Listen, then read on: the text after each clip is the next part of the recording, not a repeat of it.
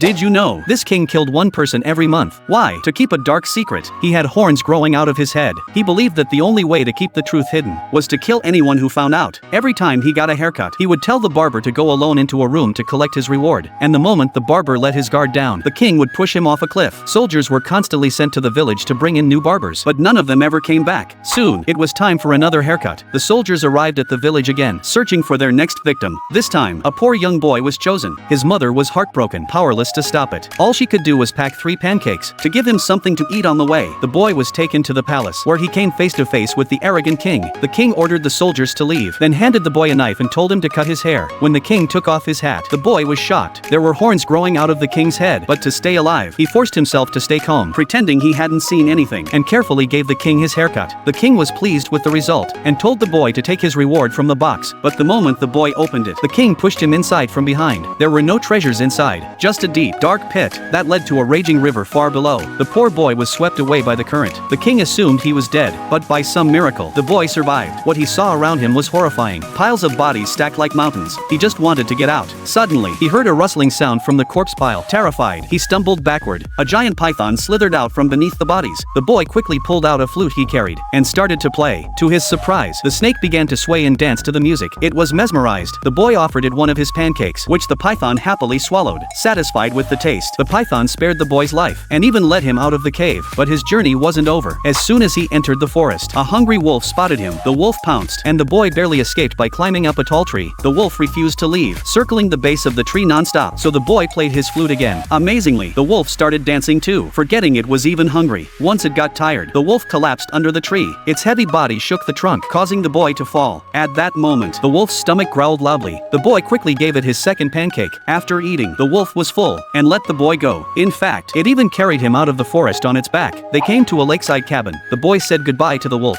and walked toward the house to ask for shelter. But inside lived a man-eating witch. When she saw the boy, she magically transformed herself into a beautiful young woman. The boy walked in, completely unaware of the danger. Just as he was about to sit down, the witch couldn't wait anymore. She cast a spell, tying him up, planning to boil him into soup. The boy begged for his life, asking if he could at least play one last song. The witch agreed to this final request and handed him his suona, a Chinese horn instrument. As he played, the witch and even the carpet began to dance, lost in the music. She didn't notice the boy slowly trying to sneak away, but she caught him, so he offered her his last pancake. She took a bite and loved it. Satisfied, she decided to let him go. After hearing his story, she even gave him a magical cloak. Wearing it forward would make him young again. Wearing it backward would turn him old. To stop the king from killing more people, the boy wore the cloak in reverse and disguised himself as an old man to sneak back into the palace. He offered to cut the king's hair. The soldiers quickly brought him in. The king didn't recognize him and sat down for his usual haircut. The boy trimmed the king's hair quickly, and the king was just as pleased as before. Then he told the old man to go get his reward. The boy opened the box and let out a loud gasp, tending to be amazed by the amount of gold inside. Curious, the king walked over to look. At that moment, the boy pushed him from behind, but the king grabbed onto the old man's beard. The boy quickly took off the cloak, revealing his true identity. The king fell into the pit, never to be seen again. And with that, the boy walked confidently out of the palace wearing his cloak. He finally returned home and was reunited with his mother.